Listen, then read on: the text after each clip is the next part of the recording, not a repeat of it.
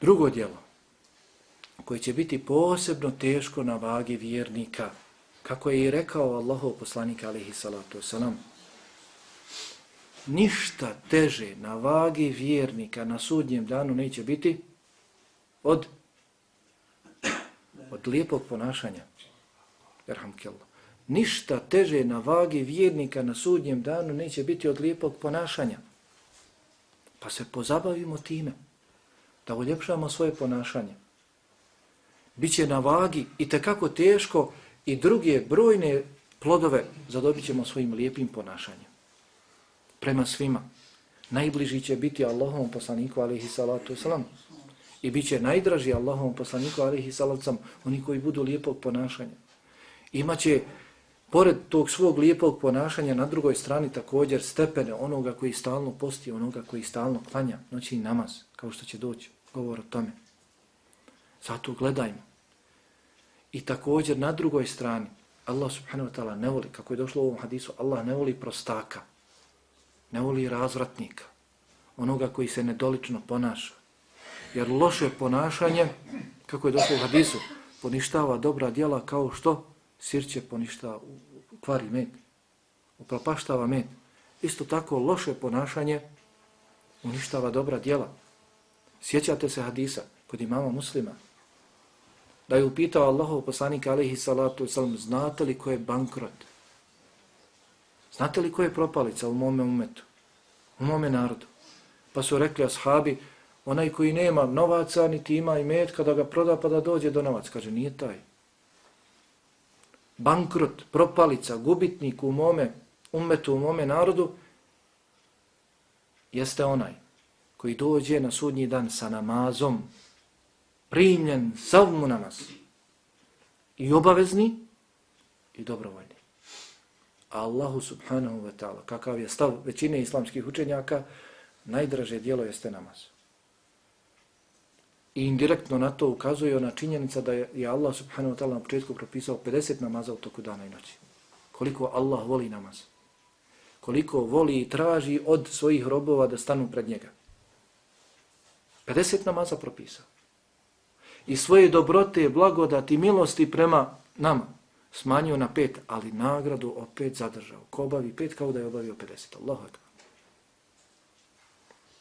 Pa dođe čovjek sav mu namaz primljen. Dođe s postom primljen post. Dođe sa zekatom primljen zekat. A ovo su posebna djela. Nije džaba i učinjeno da su to temelji islama. Jel' tako? Poznato vam je u hadisu da je Allah subhanahu wa ta'ala rekao za post, doista je on radi mene i ja za njega posebno nagrađujem. O sadaki nema potrebe govoriti koliko je vrijedna. Pa kaže, dođe s tim na sudnji dan. Ko ne bi od nas volio da mu bude svaki namaz primljen? Svaka marka koju je podijelio bude primljena, post primljen.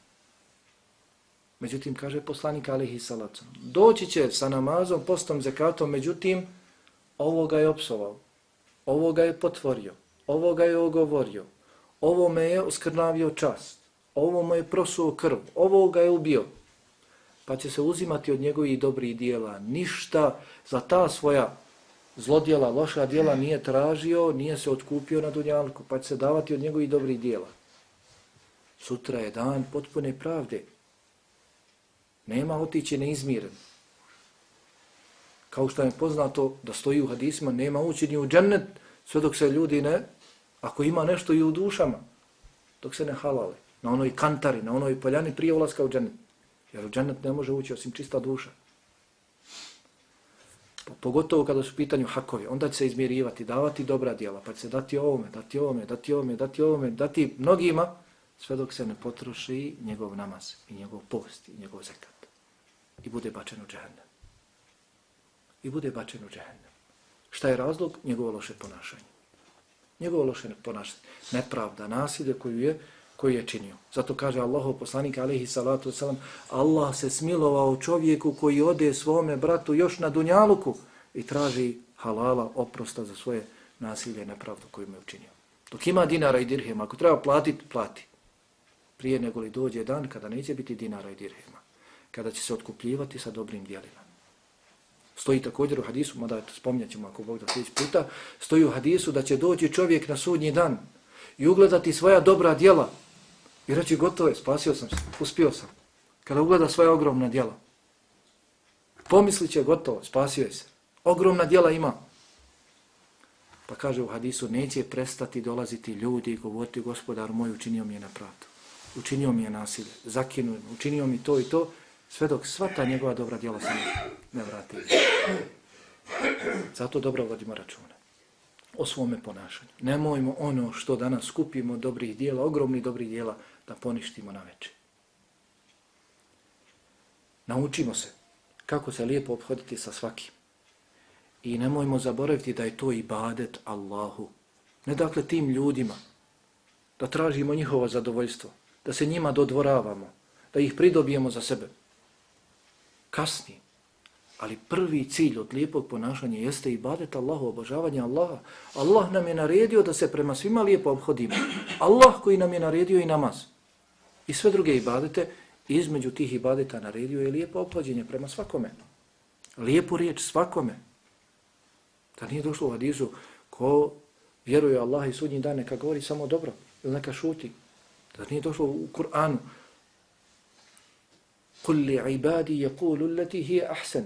Reci mojim robovima da govore samo lijepe riječi. Sura Al-Baqara, وَقُولُ لِنَّاسِ حُسْنًا. Svim ljudima govorite lijepe riječi. I sve je došlo u naredbi, imperativu. Naučimo se kako se lijepo obhoditi sa svima. Družimo se s ljudima koji su ljepše ponašanja od nas. Ne bili smo i mi poprimili od njih to lijepo ponašanje. I nemojmo nikada zaboraviti dovu Allahu subhanahu wa ta'ala da nas popravi, da popravi naše ponašanje. Poslanik Muhammed alejhi salatu vesselam, tako? Iako je Allah rekao za njega u Kur'anu da je na posebnom stepenu morala, posebnom stepenu ponašanja. Wa innaka la'ala khuluqin azim. Doista si ti na uzvišenom posebnom stepenu morala. On, poslanik Muhammed alejhi salatu vesselam, kad god bi se pogledao u ogledalo i vidio svoje lice u ogledalu, dovio bi Allahu, tražio bi od Allaha da uljepša njegov moral, njegovo ponašanje kao što je uljepšao njegov izgled. Allahumme kama hasanta khalqi fa hassin khuluqi. Allahu moj, kao što si uljepšao moj izgled, uljepšaj moje ponašanje. On, poslanik Muhammed alejhi salatu vesselam.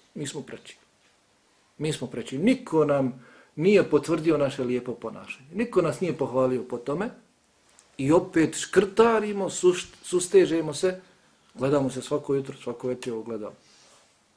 Ili znamo kako izgledamo, ili na seždi. Kada smo tražili od Allaha subhanahu wa ta'ala da uljepša naše ponašanje, da nam podari djelo koje će biti teško, posebno teško na vagi naših dobrih djela.